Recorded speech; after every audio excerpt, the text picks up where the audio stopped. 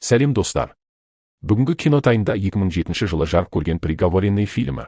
Продюсер Саймон Брекель адамдарын Беларусь түрмесіне жібереді. Ол жерден өзінің реалити-шоуына лайықты қатысушы іздейді. Бір камераға жалғыз отырған тұтқынның қасына 3 жүзекті кіргізеді. Олар оны бірден жабылып ұрады. Бірақ әлгі ірі күшті жігіт оларды оңай жеңіп, сүйектерін сындырып, ақыры үшеуін де өлтіріп тастайды. Түрме бастығы пара алып, сол жігітті босатып жібереді. Саймон Брекель әлемдегі ең танымал шоу жасағысы келеді. Ол үшін оған өте қатыгез қылмыскерлер керек. Түсірілім Сальвадордағы аралда өтеді. Олар өздерімен бірге 400 камера алып келеді. Брекель өлім жазасына кесілген 10 тұтқынды таңдайды. Ойынның шарты бәрі бір-бірін өлтіреді. Соңында тек бір адам ғана тірі қалады. Яғни, бұл тірі қалу үшін жүргізілетін өте қатыгез ойын. Ең сорақысы, бәрі тікелей эфирде көрсетіледі. Бір қатысушы араб жігіт аралға жетпей, жолда атып өлтіріледі. Оның орнына гватемалалық адамды алмақ болады, бірақ Брекель оны қабылдамайды. Себебі оның құрамында онсыз да 2 мексикалық бар. Жергілікті түрмеден бір өте қатыгез араб жігітті табады. Оның қаншалықты қаншер екенін тексеру үшін қасына қорқып тұрған сальвадорлық пен бір тақырбас америкалықты кіргізеді.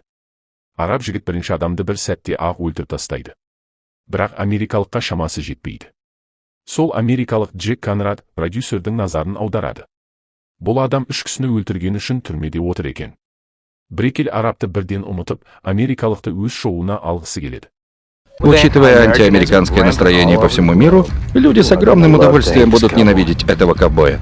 Барлық қатысушылар алғаш рет бір-бірін көрді. Эван Максарли ағылшын, бұрынғы әскери. Ол бір ауылды өртеп, 25 адамды бөлшектеп өлтірген. Джекке аралда 30 сағат бойы тірі қалу керек екені айтылады. Ойынның жеңімпазы бостандыққа шығып қомақты ақшалады. А кто ты по профессии, Джек? Декоратор интерьеров. Джек Брекельді ашуландырып, оны балағаттайды. Соған жауап ретінде продюсер оны жұртқа әйелдер мен балаларды өлтірген маниак-расист ретінде көрсетпек болады. Мексикадан ғашық бір жұпты алып келеді. Өкінішке қарай, олардың тек біреуі ғана тірі қалады. Әр қатысушының аяғына жарылғыш зат бекітіледі. 30 сағаттан кейін ол жарылуы тиіс. Егер біреу оны шешуге тырысса, немесе ішіндегі қызыл пластинаны алса да бірден жарылып кетеді. Дәл сол сәтте білезіктер іске қосылып, кері санау басталады. Қылмыскерлерді аралға жеткізеді, бірақ бірден емес. Қолдары кісенделген күйде оларды тікұшақтан теңізге лақтырып жібереді. Ал кісенің кілтін алдын ала аузына салып қояды. Бір италиялық жігіт тым кердеңдеп, уақытты созып жібереді. Соның кесірінен оны байқамай кеме сынықтарының үстіне тастап жібереді де, сол жерде өліп қалады. Жапон жігіті секірер алдында жалдамалы адамды ұрып, оның көзілдірігін тартып алады. Джек те қарсыласып үлгереді, бірақ сол үшін Бакстер оны кілтсіз күйде құмды жағалауға лақтырып жібереді. Ганадан келген әйел алдымен қозғалмалы камераны байқайды, кейін қарсыласын көреді. Бірақ неміс Хельмутты байқамай қалады. Қыз одан қашпақ болады, бірақ Хельмут оны қуып жетіп, тұншықтыра бастайды. Африкалық қыз немістің әлсіз жерінен теуіп, мойнына бұтақты соғып жібереді. Сосын тағы да соққы жасап, жарылғыштағы қызыл пластинаны жұлып алады. 10 секундтан кейін Хельмут жарылып, бөлшектеніп кетеді. Джек мексикалық Пакоға шабуыл жасайды, бірақ оны өлтірмейді.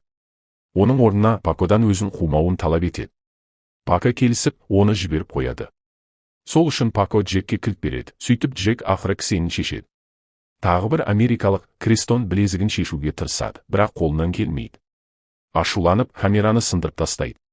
Сол кезде тікұшақтан бір сөмке тасталады. Ішінен Крестон су бөтелкесін, сэндвич және үлкен пышақ табады.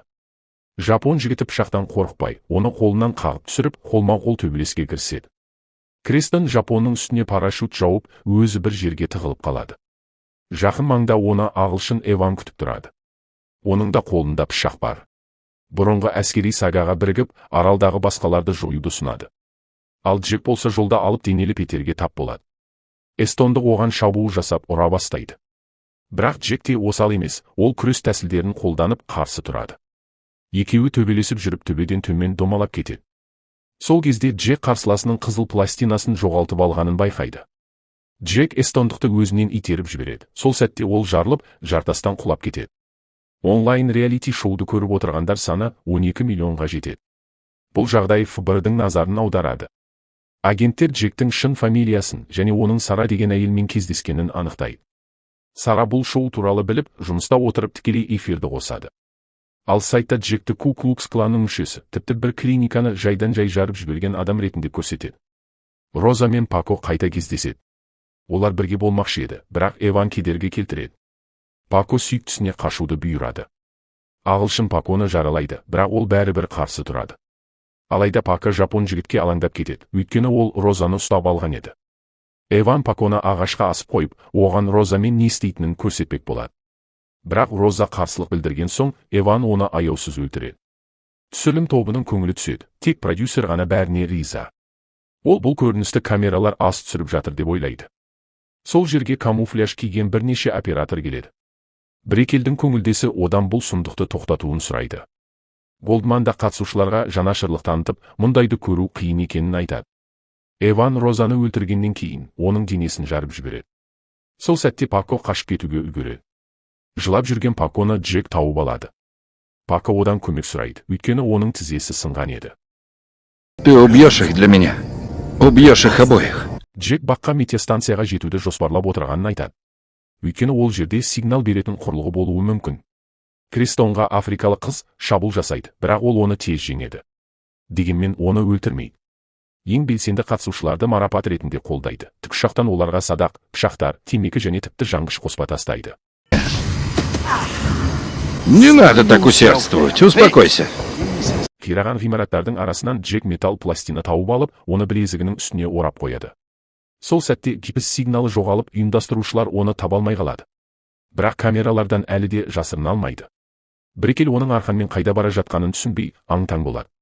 Пентагоннан келген адам Джектің 14 жыл бойы арнайы дельта жасағында қызмет еткенін айтады. Әскерден кеткен соңда ол үкімет үшін құпия тапсырмаларды орындауды жалғастырған.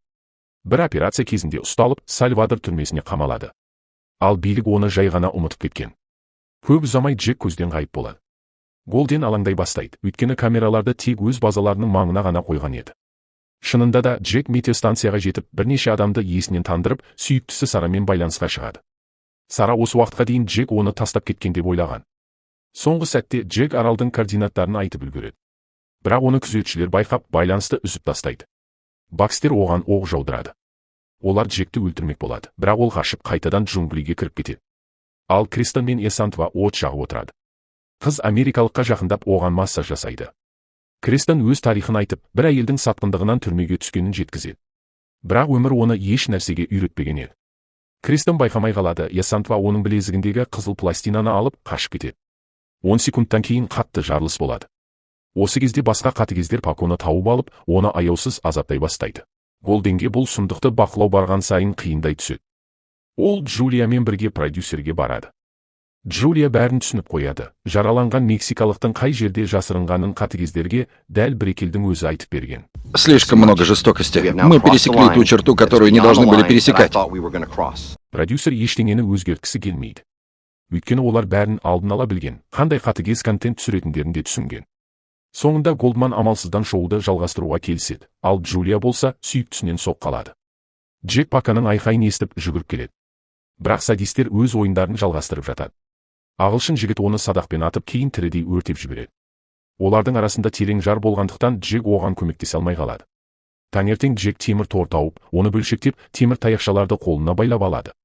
Осылайша ол пышақ ұстаған Жапонға қарсы тиімді қорған алады. Алып денелі Джек Жапонды соққыға жыға бастайды, бірақ оған көмекке Эван келеді. Джекке қашуға тура келеді. Бункерде ол Эсантвамен кездеседі, бірақ сөйлесуге уақыт болмайды. Сол сәтте Эван оны садақпен жаралайды. Жапон бункерге коктейль молотов лақтырады, ал ішінде оқ-дәрі сақталған еді. Джек қашудың жолын табады. Ол африкалық қызды да алып кеткісі келеді, бірақ Эсантва одан қорқып, өзін жарып жібереді. Барлығы Джек өлді деп ойлайды. Енді тек Жапон мен ағылшын ғана қалды. Ағылшынның қолында садақ бар, ол қарсыласын аңдуға кіріседі. Бірақ Жапон тағы да Джектің мықты соққысына тап болады. Осы сәтте көрермендер Джектің тірі қалғанын біледі. Олардың төбелесіне тағы да Эван араласып, Джекке қайта шабуыл жасайды. Бұл екеуі қайтадан бірігуге шешім қабылдайды, бірақ бұл оларға көмектеспейді. Джек ағылшын Эванды есінен тандырып, Жапонның пышағын тартып алып, оны өлтіріп тастайды. Енді Эван қашып құтылуға тырысады.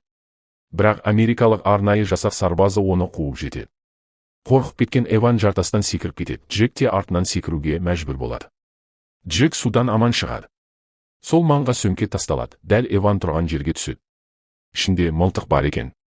Продюсер оған әдейі көмектесіп отырған, себебі Эван шоу үшін қызық кейіпкер еді. Джек қайтадан суға сүңгіп, аман қалуға тырысады.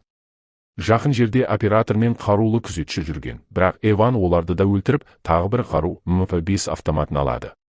Джек оған білдірмей жақындап, қаруын қағып түсіреді. Екеуінің арасында тағы да қатты төбелес басталады. Көрермендердің көзінше Джек үстіне мініп алып, қарсыласын ұра бастайды. Бірақ Эван пышақты ұстап алып, Джекті жаралайды. Джек тағы да суға секіріп кетеді. Көп ұзамай оның денесі көлдің бетіне қалқып шыққандай болады. Барлығы оны өлді деп ойлайды. Сөйтіп, ең қатыгез адам тірі қалғандай көрінеді. Брекелдің шоуын 171 елден 40 миллион адам көрген. Бірақ қуаныш ұзаққа созылмайды, оларды тауып қойғаны белгілі болады. Аралға америкалық арнайы жасақ келе жатыр. Брекел еш ойланбастан қашып кетуге шешім қабылдап, түсірілім тобын аралда тастап кетеді. Голдман оның артынан еріп, өзінде бірге алып кетуін талап етеді. Бірақ Брекел жалдамалы адамға ишара жасайды. Сол сәтте ол Голдманның тамағын кесіп жібереді. Продюсер кейін жеңімпазбен кездесіп, оның аяғындағы бомбаны шешіп алады. Не надо меня злить. Где мои деньги? Ты должен быть рад тому, что ты получил свободу. Продюсер Эванды алдап кетпек болады, бірақ шын мәнінде ол тек Брекелдің көмегімен ғана жеңіске жеткен еді. Осы кезде өлмейтіндей көрінген Джек есін жияды. Эванның қасында қалған екі күзетшіні ол бірден өлтіріп, түсірілім тобы отырған жерге барады. Сол жерде ол қанды қырғын жасап, телевизия қызметкерлерін бірінен соң бірін жоя бастайды. Джек продюсер мен жалдамалы адамға тап болады. Жалдамалысы бір сәтте қаруынан да, өмірінен де айырылады. Брекел қашып кетеді. Түсірілім тобынан тірі қалғандардың бірі Орландо Блум, Эван оған еш ойланбастан оқ жаудырады. Бірақ тағы бір адам Джулия тірі болған. Солардың жолы болып, дәл сол кезде Джек келіп қалады. Эван өзінің неге соншалықты қатыгез болғанын айтып береді. Ол бірнеше жыл бойы түрмеде ауыр қорлық көргенін айтады. Похоже, у тебя была нелегкая жизнь. Да, она закончилась. Енді тек продюсерге жету қалды, ал ол болса тікұшақпен аралдан ұшып кеткен еді. Джек оған екі қарумен қатарынан оқ атады, бірақ бұл көмектеспейді. Сол кезде Джулия білезікті іске қосады, ал Джек оны дәлдеп лақтырып, тікұшақтың ішіне түсіреді. Нәтижесінде Брекел ұшқышпен бірге жарылып кетеді. Ақыры, бір жылдан кейін Джек сүйіктісіне, өз ранчосына аман-есен оралады. Достар, шолуымыз ұнаған болса, лайк басып арнаға тіркеліп, бізді қай қаладан қарайтындарыңызды пікірге қалдырыңыздар. Келесі кинотайымда кездескенше сау болыңыздар.